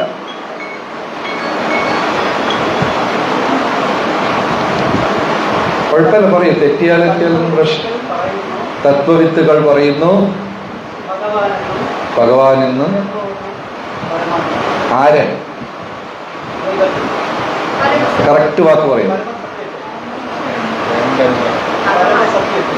ഏകമായ പരമസത്യത്തിനെ ബ്രഹ്മമെന്നും പറയും. Okay, right. അടുത്തത് 12ാമത്തെ ശ്ലോകം. പ്രഥമസ്കന്ധം 2-ാം അധ്യായം 12ാമത്തെ ശ്ലോകം. തത് ശ്രദ്ധാനമുനയോ, തത് ശ്രദ്ധാനമുനയോ ജ്ഞാനവൈരാഗ്യയുക്തയാ, ജ്ഞാനവൈരാഗ്യയുക്തയാ പശ്യന്തി ആത്മനി ചാത്മാനം, പശ്യന്തി ആത്മനി ച ആത്മാനം ഭക്ത്യാ ശ്രുതഗൃഹയാ, ഭക്ത്യാ ശ്രുതഗൃഹീതയാ തശ്രദ്ധാനമുനയോ ജ്ഞാനവൈരാഗ്യയുക്തയാ പശ്യന്തി ആത്മനി ചാത്മാനം ഭക്ത്യാ ശ്രുതഗൃഹീതയാ. അതുകൊണ്ട് ഇപ്പൊ 3 മാർഗം പറഞ്ഞു കഴിഞ്ഞു. അതുകൊണ്ട് ശ്രദ്ധാന മുനയ, വളരെ ശ്രദ്ധാലുക്കളായ മുനിമാർ. ആധ്യാത്മികതയിൽ ശ്രദ്ധ വളരെ ഇമ്പോർട്ടൻ്റ് ആണ്. ഇപ്പൊ ഇവിടെ ക്ലാസ്സിൽ തന്നെ ഇരിക്കുന്നു, എല്ലാ വാക്കും മിസ് ചെയ്യാതെ കേട്ടുകൊണ്ടിരിക്കുന്നു. ചിലർ കണ്ണു തുറന്ന് ചിരിച്ചുകൊണ്ടിരിക്കുന്നു, കണ്ണി കൂടെ വേറെന്തോ ഇമേജ് ഓടിക്കൊണ്ടിരിക്കുന്നു. ഉച്ചയ്ക്ക് ഇവിടെ പുലാവ് ഉണ്ടാവുള്ളൂ, കഴിഞ്ഞ ആഴ്ച വട കിട്ടിയില്ല, വട കാണും, ആദ്യമേ ക്യൂവിൽ നിന്ന് 2 വട മേടിക്കും. ക്ലാസ്സിൽ തന്നെ ഇരിക്കുന്നു, പക്ഷെ ചിന്ത എന്താണ്? വേറെ എവിടെയോ. ഇല്ലേ? തത് ശ്രദ്ധദാന മുനയോ, ശ്രദ്ധാലുക്കളായി ഫോക്കസ്ഡ് ആയിരിക്കണം. എപ്പോഴും ആ ശ്രദ്ധ വിട്ട് പുറത്തു പോകാൻ പാടില്ല. അങ്ങനത്തെ മുനിമാർ, ശ്രദ്ധാലുക്കളായ മുനിമാർ, അതിലും ജ്ഞാനവൈരാഗ്യയുക്ത. ഇന്ന് രാവിലെ സംസാരിച്ചു, ഭക്തിമാർഗത്തിൽ വന്നു കഴിഞ്ഞാൽ ആ ഭക്തന് ആദ്യം ഉണ്ടാകുന്ന 2 കാര്യമാണ് ജ്ഞാനവും വൈരാഗ്യം. ഇന്ന് രാവിലെ അവിടെ ക്ലാസ്സിൽ സംസാരിച്ചതല്ലോ. കാരണം വൈരാഗ്യം വളരെ അത്യാവശ്യമാണ്. നമ്മൾ തീരുമാനിക്കുന്നു, നാളെ മുതൽ രാവിലെ ഞാൻ എണീക്കും, ജപിക്കും. ഏവട്ടെ, അടുത്ത ആഴ്ച തൊട്ട് ഞാൻ ഇങ്ങനെയാണ് ഭക്തിയിലൂടെ. ഒന്നും നടക്കാറില്ല. ഓരോ ദീപാവലിക്കും സംക്രാന്തിക്കും ന്യൂ ഇയറിനും തീരുമാനങ്ങളോടെ തീരുമാനം. 2 ദിവസം വണ്ടി ഓടും, പിന്നെ നിൽക്കും. ഈ ലീല എത്ര പേര് ചെയ്തിട്ടുണ്ട്? എല്ലാവരും. ചിലർ ഡയറിയിലൊക്കെ കുറിച്ച് വെക്കും, ഹാപ്പി ന്യൂ ഇയർ നാളെ മുതൽ. പിന്നെ ഡയറിയെ കാണില്ല. വൈരാഗ്യം, ആധ്യാത്മിക ജീവിതത്തിൽ വൈരാഗ്യം വളരെ അത്യാവശ്യം. ജ്ഞാനവും വൈരാഗ്യം. വൈരാഗികൾ അവരൊന്ന് മനസ്സിൽ തീരുമാനിച്ചു കഴിഞ്ഞാൽ പിന്നെ അതിലിരുന്ന് പിന്മാറുകയില്ല. എത്ര പരീക്ഷണം വന്നാലും ശരി, അവർ തോറ്റുകൊടുക്കത്തില്ല. അങ്ങനത്തെ മുനിമാർ തത് ശ്രദ്ധദാന മുനയോ ജ്ഞാനവൈരാഗ്യയുക്തയാണ്. പശ്യന്തി ആത്മനിച്ച ആത്മാനം. അവർ പരമസത്യത്തിനെ, ആ അന്തര്യാമിയായ ആ ഉള്ളിലുള്ള പരമസത്യത്തിനെ എങ്ങനെ മനസ്സിലാക്കിയേ? ഭക്തിയാ ശ്രുതഗൃഹീ, ഭക്തി മാർഗത്തിൽ മനസ്സിലാക്കി. 3 മാർഗം നമ്മൾ ചർച്ച ചെയ്യുന്നു. ഏതൊക്കെയാ മാർഗം? ബ്രഹ്മം, പരമാത്മാ. പക്ഷെ ഇവിടെ പരമസത്യത്തിനെ അവർ ഏത് മാർഗത്തിൽ കൂടെയാ മനസ്സിലാക്കുന്നത്? അപ്പൊ ഇതാണ് എളുപ്പം. മനസ്സിലായില്ലേ? അപ്പൊ ഫൈനലായിട്ട് ഒറ്റ വാക്കിൽ പറയണമെങ്കിൽ ആരാണ് സർവേശ്വരൻ, ഏത് മാർഗത്തിൽ കൂടെ മനസ്സിലാക്കാം? ഒറ്റ വരിയിൽ പറയണമെങ്കിൽ സർവേശ്വരൻ ആരാണ്? ഭഗവാൻ. ഏത് മാർഗം? സിമ്പിൾ. ഓക്കെ. 13ാമത്തെ ശ്ലോകം. അതപുംബിർവിജശ്രേഷ്ഠ വർണ്ണാശ്രമ വിഭാഗശഃ സ്വനുത്തിഷ്ഠസ്യ ധർമ്മസ്യ സ്വനുസ്ഥിതസ്യ ധർമ്മസ്യ സംസിദ്ധിർഹരിതോഷണം സംസിദ്ധിർഹരിതോഷണം. അതപുംബിർവിജശ്രേഷ്ഠ വർണ്ണാശ്രമ വിഭാഗശഃ സ്വനുസ്ഥിതസ്യ ധർമ്മസ്യ സംസിദ്ധിർഹരിതോഷണം. അതപുംബിർ, അതുകൊണ്ട്. പുംബിർ, പുംസഹ, മനുഷ്യന്മാർ. മനുഷ്യന്മാരിൽ ശ്രേഷ്ഠനായി, ദ്വിജശ്രേഷ്ഠ, ഓ ബ്രാഹ്മണ പണ്ഡിതനെ. ഋഷിമാരെടുത്ത് സൂത പൗരാണികൻ മറുപടി പറയാ, ബ്രാഹ്മണ പണ്ഡിതന്മാരെ, മനുഷ്യന്മാരിൽ, മനുഷ്യവർഗത്തിൽ ഉയർന്നവരെ. വർണ്ണാശ്രമ വിഭാഗശഃ സ്വാനുസ്ഥിതസ്യ, എല്ലാവരും അവരുടെ ഇഷ്ടത്തോടുകൂടെ ആയിരിക്കും ചില ധർമ്മങ്ങൾ ചെയ്യുന്നത്. ഇല്ലേ? നമ്മളൊരു തുണിക്കടയിൽ പോകുന്നു, ഇഷ്ടമുള്ള ഷർട്ട് മേടിക്കോ, ഇഷ്ടമില്ലാത്ത ഷർട്ട് മേടിക്കോ? 10 ഭിക്ഷക്കാർക്ക് കൊടുക്കുന്നു കാശ്, അതിൻ്റെ കയ്യിൽ 4 പേർക്ക് കൊടുക്കാനുള്ള കാശേ ഉള്ളൂ. ഇഷ്ടമുള്ള ഭിക്ഷക്കാർക്ക് കൊടുക്കോ, ഇഷ്ടമില്ലാത്തവർക്ക് കൊടുക്കോ? എന്ത് ചെയ്താലും അവിടെ എനിക്കൊരു ചൂസിങ് മെന്റാലിറ്റി ഉണ്ട്. ഉണ്ടോ ഇല്ലേ? രാഗദ്വേഷ വിമുക്തൈസ്തു. എല്ലാ സ്ഥലത്തും എനിക്കൊരു ഇഷ്ടം അനിഷ്ടം, എനിക്കിത് വേണം അത് വേണ്ട, ഒരു ചൂസിങ് മെന്റാലിറ്റി എല്ലാവർക്കും എല്ലാ സാഹചര്യത്തിലും എല്ലാ സ്ഥലത്തും ഉണ്ടാകും. അതനുസരിച്ചാണ് നമ്മൾ എപ്പോഴും തീരുമാനങ്ങൾ എടുക്കുക. അതനുസരിച്ചാണ് ഓരോരുത്തരും വർണ്ണാശ്രമ വ്യവസ്ഥയിലേക്ക് വരിക. കൃഷ്ണ ഭഗവാൻ ഗീതയിൽ ഓൾറെഡി പറഞ്ഞിട്ടുണ്ട്. വർണ്ണാശ്രമം ജന്മം കൊണ്ടല്ല. ശുഷിഗോർണിതായിക്ക് വർണ്ണാശ്രമം ജന്മം കൊണ്ടല്ല, ഓരോരുത്തരുടെ കർമ്മം കൊണ്ടാണ്. ഏതൊക്കെയാ 4 വർണ്ണങ്ങള്? ബ്രാഹ്മണ, ക്ഷത്രിയ, വൈശ്യ, ശൂദ്ര. 4 ആശ്രമം. ബ്രഹ്മചാരി, ഗൃഹസ്ഥ, വാനപ്രസ്ഥ, സന്യാസി. പോലീസുകാരന്റെ മകൻ പോലീസുകാരനാണോ? അയാൾ പഠിച്ചില്ല, പോലീസായില്ല. പോലീസാണോ? ഡോക്ടറുടെ മക്കളെല്ലാം ഡോക്ടറാണോ? രാഷ്ട്രീയക്കാരുടെ മക്കൾ രാഷ്ട്രീയക്കാരാണോ? ഭക്തരുടെ മക്കൾ ഭക്തരാണോ? ആണോ? അല്ലേ? എങ്ങനെ? ഭക്തരുടെ വീട്ടിൽ ജപിക്കൂല, കുളിക്കൂല, രാവിലെ എങ്ങനെ ഭക്തരാവും? ഇങ്ങനെ ഒരു വലിയ തെറ്റിദ്ധാരണ നമുക്കുണ്ട്. ഭക്തരുടെ മക്കളെല്ലാം ഭക്തർ. എന്താണ്? ഞാൻ അവന് നാരായണ എന്ന് പേര് വെച്ചേക്കുന്നു. ഒരു മാല ജപിക്കില്ല, രാവിലെ എണീക്കൂല. ഭക്തരാണോ? ഭക്തി ചെയ്താലേ ഭക്തരാവുള്ളൂ. ശരിയായോ? അല്ലേ? അതേപോലെ ബ്രാഹ്മണന്റെ പുത്രൻ ബ്രാഹ്മണനാണോ? ആണോ? അല്ലേ? ബ്രാഹ്മണ്യം ആചരിച്ചാല് ബ്രാഹ്മണരാണ്. ഏത് മഹാഭാരതത്തിൽ ഒരു ഉദാഹരണം, ഏത് പുരാണങ്ങളിൽ ഒരു ബ്രാഹ്മണ കുലത്തിൽ ജനിച്ച് ഭഗവാൻ ശൂദ്രനായ അദ്ദേഹത്തിന് ശപിച്ചത് ആരാണ്? കറക്റ്റ്, അശ്വത്ഥാമ. അല്ലെ? അശ്വത്ഥാമ ആരുടെ മകനാണ്? ദ്രോണാചാര്യ. പക്ഷെ ചെയ്ത കർമ്മമോ? ആ കുഞ്ഞുങ്ങളെ, ചെറു യുവാക്കളെ പോയി ദ്രൗപദിയുടെ മക്കളെ കൊന്നു. അങ്ങനെ നീചമായി പ്രവർത്തിച്ചത് കൊണ്ട് ബ്രാഹ്മണ കുലത്തിൽ ജനിച്ചുവെങ്കിലും ശൂദ്രന ഭഗവാൻ തന്നെ ശപിച്ചു വിട്ടു. റൈറ്റ്? എന്നാൽ കാട്ടാള വർഗത്തിൽ ജനിച്ച് കൊലപാതകം, കൊള്ളയടിക്കുക ഇതൊക്കെ ചെയ്തിട്ട് ബ്രാഹ്മണനായി ഋഷിയായി ഗുരുവായി ഉയർന്ന ആളാരാണ്? വാൽമീകി. അപ്പോ ജന്മം കൊണ്ടല്ല, ഇത് കർമ്മം കൊണ്ടാണ്. ഇവിടെ പറയുന്നു ഈ പ്രപഞ്ചത്തിൽ എല്ലാം ഉണ്ട്. വർണ്ണാശ്രമ ഇതെല്ലാം ഉണ്ട്. പലരും പല കർമ്മങ്ങൾ, പല കാര്യങ്ങൾ അവരുടെ ഇഷ്ടമനുസരിച്ച് പലതുമാണ് ചെയ്യുന്നത്. പക്ഷേ ലാസ്റ്റ് ലൈൻ, ഇത് ചെയ്തില്ലെങ്കിൽ ശ്രമയേ വഹിക്കേവലം, അവർ ചെയ്തതെല്ലാം വെറും പാഴ്ശ്രമം. എന്താണ് ഈ ശ്ലോകത്തിന്റെ അവസാനത്തെ വരി? ഇപ്പൊ ഈ ശ്ലോകത്തിന്റെ അവസാനത്തെ വരി സംസിദ്ധിർ, സിദ്ധി വെച്ചാൽ പെർഫെക്ഷൻ, സംസിദ്ധി എന്ന് വെച്ചാൽ ടോട്ടൽ, നിങ്ങളുടെ ജീവിതത്തിന്റെ പൂർണ്ണമായ ഫലം. ഫൈനലി എന്ത് ചെയ്തിരിക്കണം? ഹരിയെ തൃപ്തിപ്പെടുത്തിയിരിക്കണം.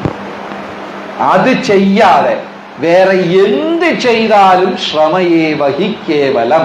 മനുഷ്യനായി ജനിക്കുക, ബ്രാഹ്മണനായിരിക്കും, ക്ഷത്രിയനായിരിക്കും, അധ്യാപകനായിരിക്കും, എഞ്ചിനീയർ ആയിരിക്കും, വീട്ടമ്മയായിരിക്കും, പാചകക്കാരനായിരിക്കും, കീർത്തനം പാടുന്ന വ്യക്തിയായിരിക്കും, പണ്ഡിതനായിരിക്കും, നേതാവ്, എന്ത് വേണമെങ്കിലാവാം. അവസാനം എന്റെ ജന്മം കൊണ്ട് ഞാൻ ഹരിയെ തൃപ്തിപ്പെടുത്തിയില്ലെങ്കിൽ വെറും പാഴ്ശ്രമം. മനസ്സിലായോ? അതാണ് ലാസ്റ്റ് ലൈൻ. സംസിദ്ധിർ ഹരി ഘോഷ, ഹരിയെ തൃപ്തിപ്പെടുത്തുക. ഇപ്പൊ നമ്മളിൽ എത്ര പേരാണ് നമ്മുടെ ലൈഫ് സ്റ്റൈൽ കൊണ്ട് ഭഗവാനെ തൃപ്തിപ്പെടുത്തുന്നവർ? ഭഗവാൻ തൃപ്തനായോ എന്നറിയില്ല, എന്നാൽ ശ്രമിക്കുന്നവർ എത്ര പേരാണ്? എല്ലാവരും ശ്രമിക്കുന്നു. അതപുംബിർദ്വിജശ്രേഷ്ഠ വർണ്ണാശ്രമ വിഭാഗശഃ സ്വനുസ്ഥിതസ്യ ധർമ്മസ്യ സംസിദ്ധിർഹരിതോഷണം. അടുത്തത് 14ാമത്തെ ശ്ലോകം. ഇതാണ് ഈ രാവിലെ കഴിഞ്ഞ ആഴ്ച തൊട്ട് തുടങ്ങിയ ആ ശ്ലോകത്തിന്റെ കൺക്ലൂഷൻ. വീണ്ടും ഒരിക്കൽ കൂടെ ഭാഗവതത്തിൽ 6 ചോദ്യം. അതിന്റെ ആദ്യത്തെ ചോദ്യമായിരുന്നു മാനവരാശിയുടെ അന്തിമമായ ഫലം എന്താണെന്ന്. അതിന് ഉത്തരമായി പറഞ്ഞതാണ് സവൈ പുംസാം പരോധർമ്മോ യഥോ ഭക്തിരധോക്ഷേ അഹൈതുകി അപ്രതീഹത യയാത്മാ സുപ്രസീദതി എന്ന ശ്ലോകം. പിന്നെ വരുന്നത് ആ ശ്ലോകം വിവരിച്ചു വരികയാണ്. ഇവിടെയാണ് ആ ശ്ലോകത്തിന്റെ കൺക്ലൂഷൻ പറയുന്നത്. അവസാനം എന്താണ്? 14. തസ്മാദ് ഏകേന മനസാ, തസ്മാദ് ഏകേന മനസാ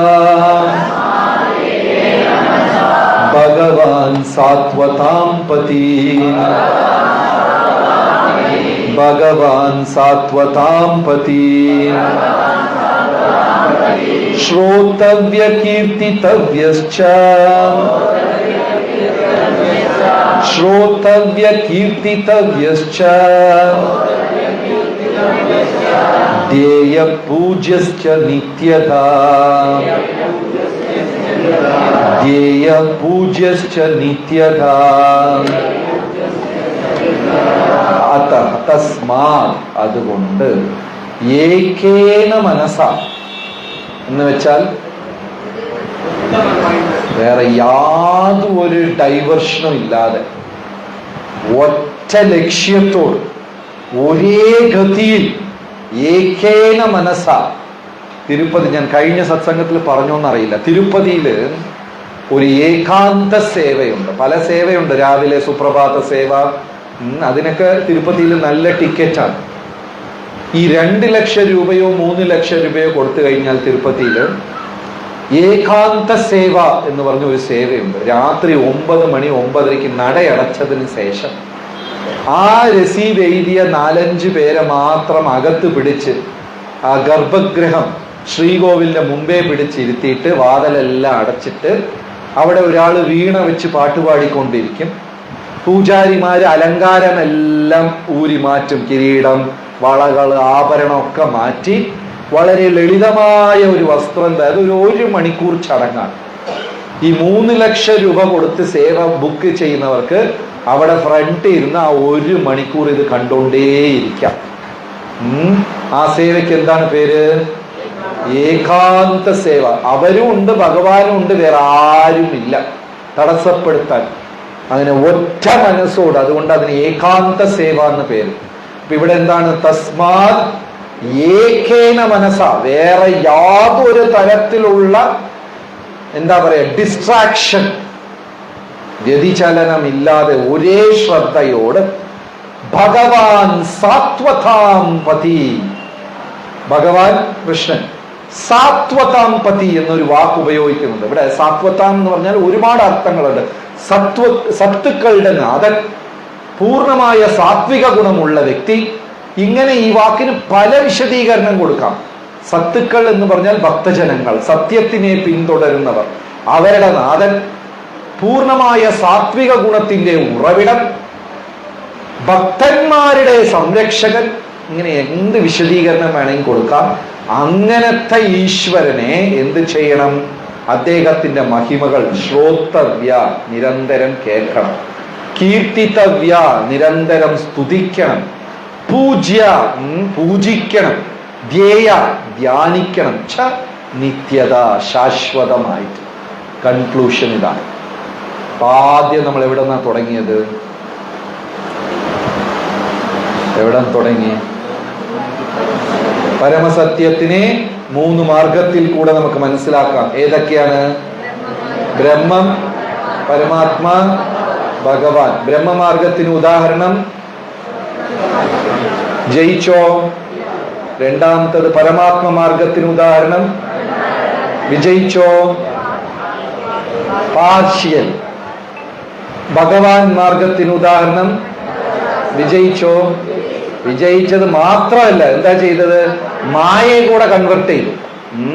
അതുകൊണ്ട് ഭക്തിമാർഗമാണ് ശ്രേഷ്ഠം. അപ്പൊ ആ ഭക്തിമാർഗം ഇവിടെ എന്താ പറയുന്നത്? തസ്മാത് ഏകേന മനസാ ഭഗവാൻ സാത്വതാം പതി, ശ്രോതവ്യ കീർത്തിതവ്യശ്ച, പിന്നെ ധ്യേയ പൂജ്യശ്ച നിത്യത. ഈ ശ്ലോകത്തിന്റെ കൺക്ലൂഷൻ ആരെങ്കിലും ഒറ്റ വരിയിൽ പറയോ? ഈ 14ാമത്തെ ശ്ലോകത്തില് എന്താണ്? സ്വന്തം വാക്കുകളിൽ കൺക്ലൂഷൻ എന്താണ്? ലാസ്റ്റ് പറഞ്ഞത് എന്താണ്? സ്വന്തം വാക്കിൽ പറഞ്ഞാൽ മതി. അതുകൊണ്ട് ഏക മനസ്സോടെ ഭഗവാനെ ശരണം പ്രാപിക്കുക. എങ്ങനെ? ശുശിഗോർണിതായ്ക്ക് എങ്ങനെ? ഭഗവാനെ കുറിച്ച് കേൾക്കുക, ഭഗവാനെ സ്തുതിക്കുക, ഭഗവാനെ ധ്യാനിക്കുക, ഭഗവാനെ പൂജിക്കുക. ലാസ്റ്റിൽ ഒരു ശബ്ദം ചേർത്ത്, ഒരു വാക്ക് ചേർത്തിട്ടുണ്ട്. എന്താണ്? നിത്യത, നിരന്തരമായിട്ട്. അല്ലാതെ വ്യാഴാഴ്ച ഞാൻ പത്മനാഭസ്വാമി ക്ഷേത്രത്തിൽ പോകും, ബാക്കി 6 ദിവസം സിനിമാ തിയേറ്ററിൽ പോകും, പിന്നെ തിങ്കളാഴ്ച ഇവിടെ പോകും, ബാക്കി ദിവസം ഒരു ബന്ധമില്ല. അങ്ങനെയല്ല. നിത്യം ഭാഗവത സേവ നിത്യമായി ചെയ്യണം. ഹരേ കൃഷ്ണ. ശ്രീല പ്രഭുപാദ് കി. എന്തെങ്കിലും സംശയമോ ചോദ്യമോ ഉണ്ടെങ്കിൽ ചോദിക്കാം.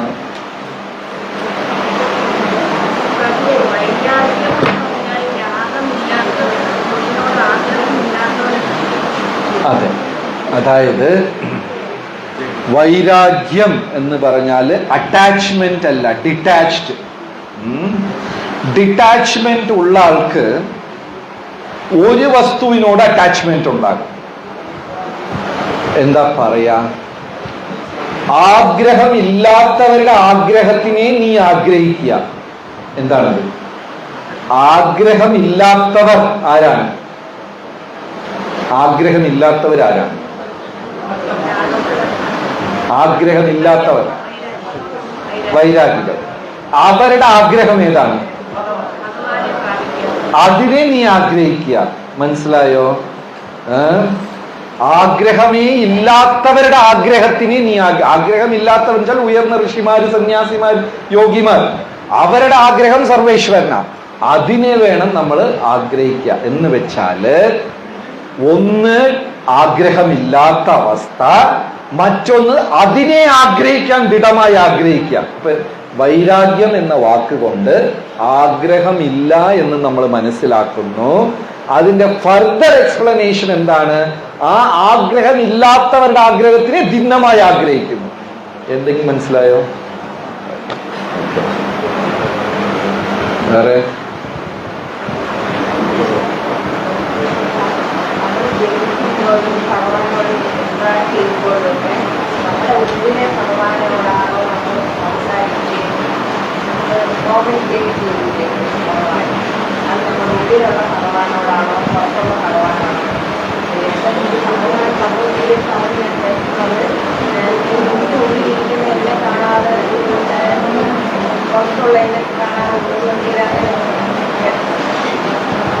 ഭഗവാൻ എല്ലാവരുടെ ഉള്ളിലുമുണ്ട്.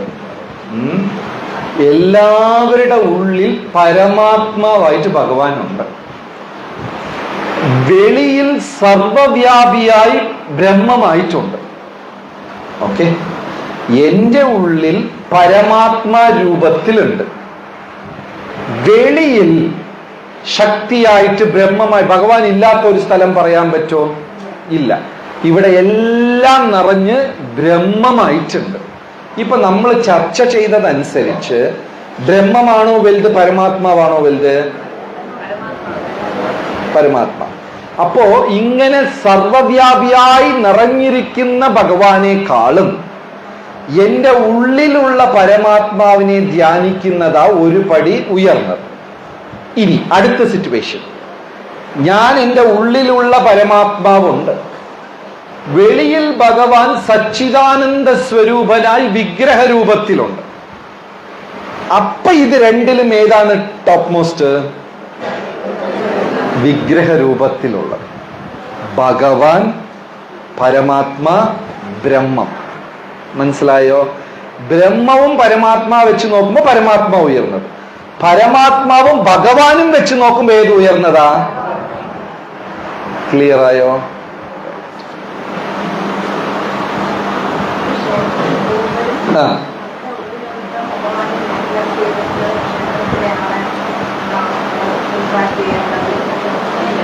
ക്ഷേത്രത്തിൽ നമ്മൾ പോകുമ്പോ അവിടെ വിഗ്രഹ രൂപത്തിലുണ്ട്, അത് സച്ചിദാനന്ദ സ്വരൂപനാണ്. ഈ പരമാത്മാവിനേക്കാളും ഉയർന്നതാണ്. അപ്പൊ അവിടെ നമ്മൾ ഭഗവാനെ കണ്ടു, ഭഗവാനെ സ്തുതിക്കുന്നു, ഭഗവാനെ പ്രാർത്ഥിക്കുന്നു, കീർത്തനങ്ങൾ ചൊല്ലി, ഇതെല്ലാം ചെയ്തിട്ട് തിരിച്ചു വരുമ്പോ ആ രൂപത്തിനെ ഹൃദയത്തിൽ ധ്യാനിക്കുക. ക്ലിയർ ആയോ? അവിടെ പോകുമ്പോൾ അവിടെ ധ്യാനിക്കുക, പിന്നെ തിരിച്ചു വരുമ്പോ ആ രൂപത്തിനെ ഹൃദയത്തില് ധ്യാനിക്കുക.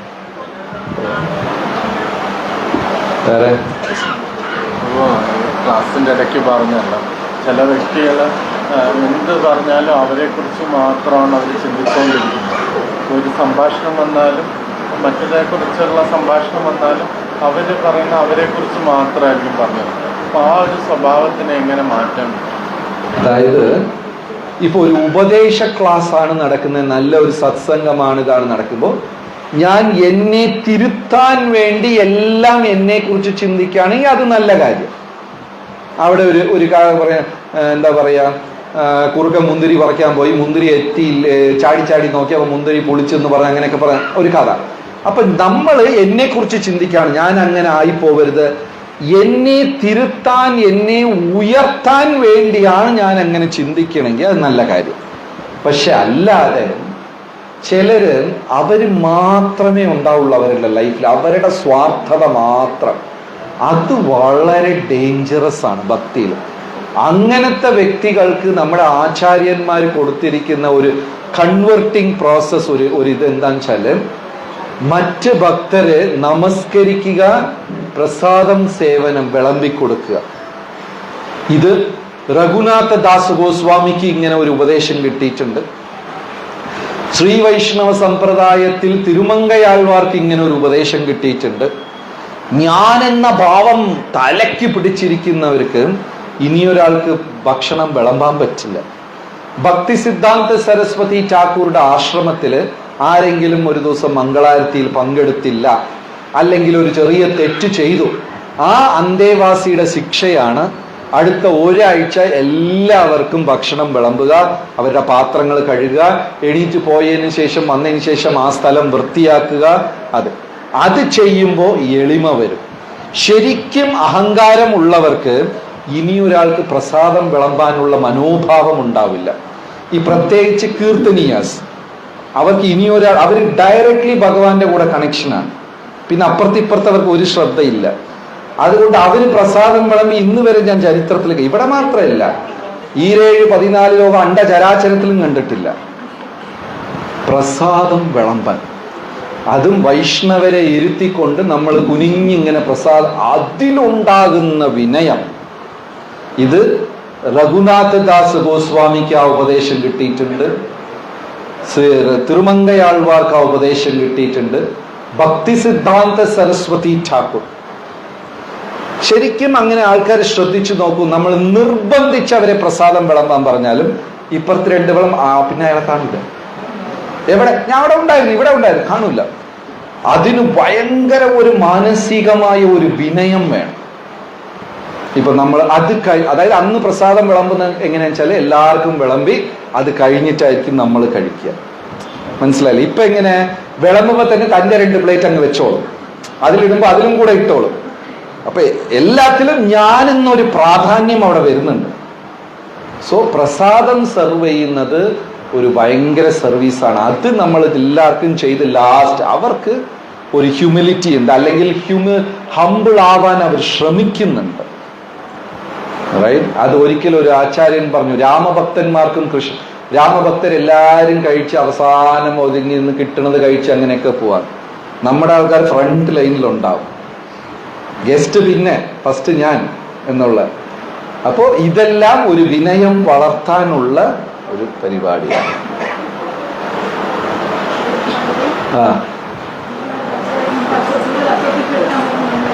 ആരാ?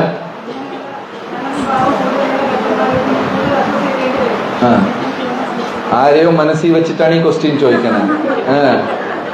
ഞാനെന്ന ഭാവം കൂടുതലുള്ളവരായിട്ട് അതാണ് ഇന്ന് രാവിലെ സംസാരിച്ചത്. ഒരിക്കലും നമ്മുടെ ഭക്തിയെ ഞാൻ അനുവദിക്കാതെ ആർക്കും തടസ്സപ്പെടുത്താൻ പറ്റും.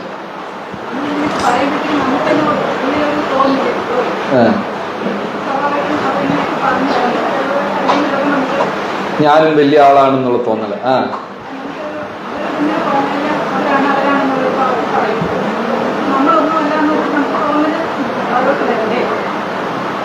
നല്ലതല്ലേ? അവര് കാരണം നമുക്ക് അങ്ങനെ ഞാനൊന്നും അല്ലെന്നൊരു തോന്നൽ വന്നാൽ നല്ലതല്ലേ? നല്ല അസോസിയേഷനും എടുക്കണം. അതായത് ദിവസം ഭാഗവതം വായിക്കുക, നല്ല സത്സംഗങ്ങൾ കേൾക്കുക, പ്രഭുപാദർ ഭാഗവതത്തിൽ തന്ന പ്രഭാഷണങ്ങൾ കേൾക്കുക, ആ വ്യാഖ്യാനങ്ങൾ വായിക്കുക. ഈ ഭൗതിക ലോകത്ത് അങ്ങനെ ഭക്തരെന്ന് എടുത്ത് പറയാനില്ല. വെളിയിൽ ഇറങ്ങിക്കഴിഞ്ഞാൽ മൊത്തം അതാണ്. ഇനി വെളിയിൽ ഇറങ്ങണ്ട, 2 മണി കഴിഞ്ഞാൽ ഇതിന്റെ അകത്തും അങ്ങനെ തന്നെയാണ്. നമ്മളെ ചുറ്റിയുള്ള എല്ലാരും അങ്ങനെയുള്ള ആൾക്കാരാണ്. ഇപ്പൊ നമുക്ക് തന്നെ ഈ 1 മണിക്കൂർ അങ്ങനെയൊക്കെ തോന്നും. ഇത് കഴിഞ്ഞ് പ്രസാദം കൂടെ കഴിച്ചോണ്ടെങ്കിൽ നമ്മളും പഴയ പോലെ തന്നെ ചിന്തിക്കും. അപ്പൊ ഈ ഒരു സംഘം നിരന്തരം അന്വേഷിച്ചുകൊണ്ടേയിരിക്കണം.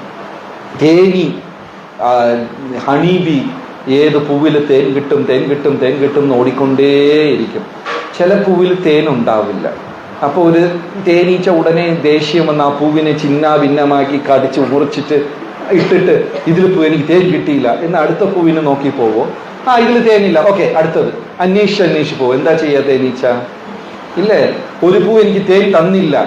ഇതേപ്പോ നമ്മളാണെങ്കിൽ എന്താ, ആ പൂവിനെ 4 എന്റെ 1/2 മണിക്കൂർ നീ വേസ്റ്റ് ചെയ്തു എന്ന് പറഞ്ഞാൽ അതിൻ്റെ കൂടെ ദേഷ്യം കാണിച്ചിട്ട് അല്ലേ? അതുപോലെ നമ്മളിങ്ങനെ ഉയരാനുള്ള സത്സംഗം അന്വേഷിച്ച് പോകും. ചിലപ്പോൾ ദുസ്സംഗം കിട്ടും. നമ്മളത് മൈൻഡ് ചെയ്യരുത്. നല്ലത് ശരി മാത്രം നോക്കി പോകും. എന്നാൽ മാത്രം പുരോഗമിക്കാൻ പറ്റുള്ളൂ. അല്ലെങ്കിൽ നമ്മൾ എവിടെയെങ്കിലൊക്കെ സ്റ്റക്കായിപ്പോകും.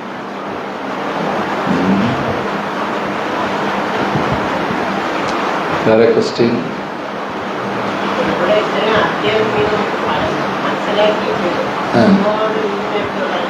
ഒരുപാട് ഉണ്ട്, അതുണ്ടാവും, ഒരുപാടുണ്ടാകും. ചിലപ്പം നമ്മൾ തന്നെ അടുത്തൊരു വലിയ പരീക്ഷണം വന്നു പോയാൽ വീണുപോകും. അതുകൊണ്ട് ഭഗവാന്റെ കൃപയ്ക്കായിട്ട് എപ്പോഴും നമ്മൾ ദയയോട് യാചിച്ചുകൊണ്ടേയിരിക്കണം.